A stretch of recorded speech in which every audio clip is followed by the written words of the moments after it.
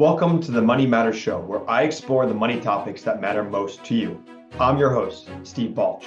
Join me as I share expert insights, actionable strategies, and meaningful conversations to help you protect, grow, and optimize your wealth. Let's dive into what really matters when it comes to your financial future. Welcome to the Money Matters Show, where we discuss money issues that matter to high net worth individuals. I'm your host, Steve Balch. In today's show, we're going to discuss how to have a successful 2025.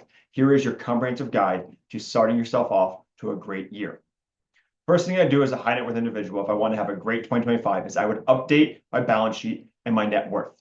So how do I update my balance sheet? Well, take an Excel spreadsheet, go to a website, whatever it may be, list all the assets you have and all the liabilities you have.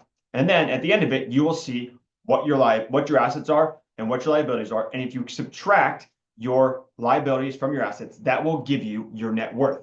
It's a good thing to keep an idea of what you have as a balance sheet and also keep track of your net worth so you can see how you're doing each year. It gives you a good insight into how your assets are performing, making sure you're on track to reach your goals, and just a general sense of, hey, as I get older, are my assets also accumulating, and seeing how that growth kind of snowballs for you. Second thing I would do is I review last year's cash flow and make projections for this year. Look at what came in and what went out. Make sure that you're at a net positive. If you're getting it into a net negative, that may be an issue and you start to hurt your plan over the long run. So you want to double check and make sure that everything is solid and make sure that things are going to go forward into the same year. There may be expenses you have, like fixes on the houses or updated medical expenses, that may not happen to this year. Make sure you're coming into and looking at the total picture to make sure everything stays in order.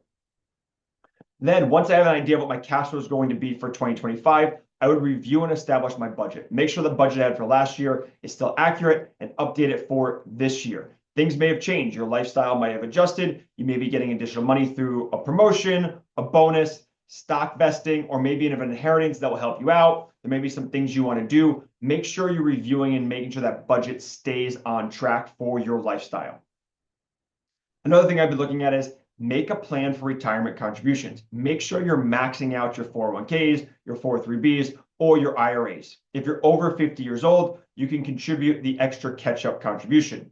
There is a super catch-up this year if you're between 60 and 63, which allows you to contribute an additional $11,250. If you are in the ages of 60 to 63, I highly recommend making sure that you adjust your cash flow so you can take advantage of these super catch-up contributions.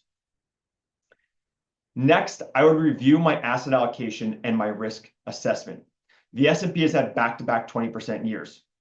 And I know it may seem like the S&P is never going to stop this outperformance, but there are times when the S&P does underperform. I don't know when it's going to happen, but I do know that from the late 60s through the 70s, the S&P 500 was a dog in its performance. And the most recent time period, from 1999 to 2009, the S&P actually returned a negative return over a decade. So the S&P is prone to lost decades. Other asset classes such as small cap, value stocks, international, emerging markets, commodities, and so on, did very well through 2000 to 2010. So a diversified portfolio keeps you on track for your goals. So just make sure that you don't have too much exposure to US large cap and the S&P 500, because eventually we are going to see underperformance there, and you don't want to hinder your long-term goals. Another thing I'd be looking at, finalize tax projections and make estimates. If you're a high net worth individual and you own your own business, or if you're looking into or you have a high W-2 salary, you're most likely under withholding the taxes you have, and you probably were paying estimated taxes. So do a projection of what your total tax bill is going to be, and make sure you're making your final payments by January 15th, 2025 for 2024. You want to make sure you're paying at least 9% of your current year's liability, or 100% of your previous year's tax liability. If you're making over $150,000 from an AGI standpoint, you want that threshold to be 110%. If you're not doing this and you're under withholding, there's going to be penalties when you file in April. So just make sure you look at your total tax picture, look at what you paid last year, make sure it's 100 to 110% of that number from last year, or 90% of this year, and you'll avoid your penalties when you file in April.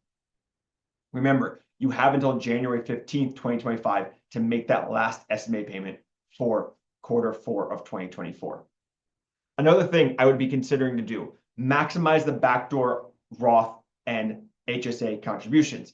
If you make too much money, which most likely it's very possible as a high net worth individual, you cannot contribute directly to a Roth IRA. So what can you do? You can make a non-tax deductible contribution into an IRA, sit that money in the IRA. Typically, we let it sit for a month and then make a rollover or a conversion into your Roth IRA. And in essence, making the backdoor Roth. Now, things you have to be aware of. Make sure that there are no other IRA assets that you have. If there are any assets in the IRA, when you try to accomplish this backdoor Roth, you're going to fall victim to the pro rata event, and the money you move out is going to be taxable on a prorated basis. So you want to make sure there is no IRAs, simple IRAs, SEP IRAs with money in them, or the backdoor IRA is not going to work how you want to. Additionally, if you have a job that has a high deductible life insurance, if you have a job that has a high deductible health insurance plan, you want to be taking advantage of the HSA contributions. Anything that goes into an HSA grows triple tax free. So that's a wonderful advantage to be able to grow over the long run. Now, you have until April 15th of 2025 to max out both of these. So there is time, but something you want to be planning for. Another thing to be thinking about, reassess your emergency fund. See how everything ended up after 2024. Make sure you have 6 to 12 months of expenses covered in that emergency fund. If you don't, get a plan in place to make sure you build up and make your emergency fund robust. If your emergency fund is robust and potentially you have too much assets in there, then you're potentially losing money, especially if it's in a checking or a savings account earning little to no interest right now. So any funds above and beyond, you want to look to take out and put them into a money market fund, treasury bills, a high yield savings account online, or potentially look to invest for a longer term investment. Another thing we want to consider looking at is review your insurance coverage. As a high net worth individual, your biggest risk is not necessarily having your assets grow or perform or a poor market performance. Your biggest risk is not having enough coverage if an event happens. You get a car accident, someone passes away prematurely, someone falls at your house. If you have gaps in your coverage and you are sued or someone passes away and income earning potentials are lost, that is a much bigger plan and much bigger detriment to your long-term goals and plans than potentially not having the best market performance over the next decade. So review your insurance coverages, make sure they are at the coverages to protect you if anything happens.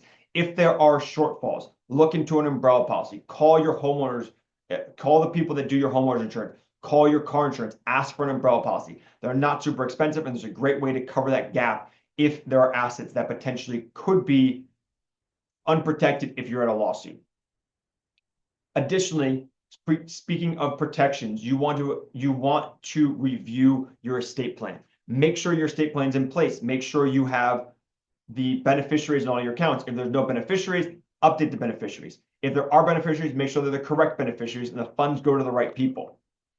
If things are missing, update that. Review your estate plan. Make sure the assets go to the correct people. You don't want the wrong people getting that. Also, make sure that your healthcare directives and power of attorneys are in place. If something happens to you and you're incapacitated, you want to make sure that your last wishes and people can access your accounts to pay bills if needed. The estate plan is vital. It's something to review every couple of years and make sure that it is evolving as you and your life evolve.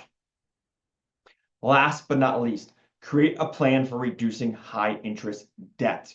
You want to make sure that you are getting rid of debt that is detrimental to you. Think of this like credit card debt. The S&P 500 over the last 100 years has averaged roughly between 8 to 10%. If you're paying 10, 15 to even 20% on credit card debt or other high variable interest rate loans, you're never going to get ahead of that. I'm not someone that's afraid of debt. I let my clients have debt at the end of the day, as long as that debt is good debt. If you have a mortgage or you have a loan, a student loan that's in the range of 3 to 6%, you can kind of have the opportunity cost that makes up being invested in the market. And so you don't have to necessarily aggressively pay that down. But if you're sitting somewhere that's at debt at 10 to 20%, you're not getting ahead of that. That's debt that is going to hurt your cash flow. It's going to hurt your bottom line and can be detrimental to your long-term plan. You want to make sure that you're paying those off and getting rid of those. Now, these are 11 things that could potentially set you up for a great 2025. Proactively taking these steps early in the year sets you up for a successful financial year. If you need any, the information given here is taken from sources of IFP Advisors LLC, DBA Independent Financial Partners, IFP Securities LLC, DBA Independent Financial Partners, and its advisors are believed to be reliable, but is not guaranteed by us as to the accuracy or completeness. This is for informational purposes only, and in no event should be constructed as an offer to sell or solicitation of an offer to buy any securities or products. Please consult your tax and/or legal advisor before implementing any tax and/or legal related strategies mentioned in this publication, as IFP does not provide tax and/or legal advice. Opinions expressed are subject to change without notice and do not take into account the particular investment objectives, financial situations, or needs of individual investors. This report may not be reproduced, distributed, or published by any person for any purpose without IFP's express consent, prior written consent. Investment advice offered through IFP Advisors, LLC, DBA Independent Financial Partners, a registered investment advisor. IFP and Certa Financial Planning are not affiliated.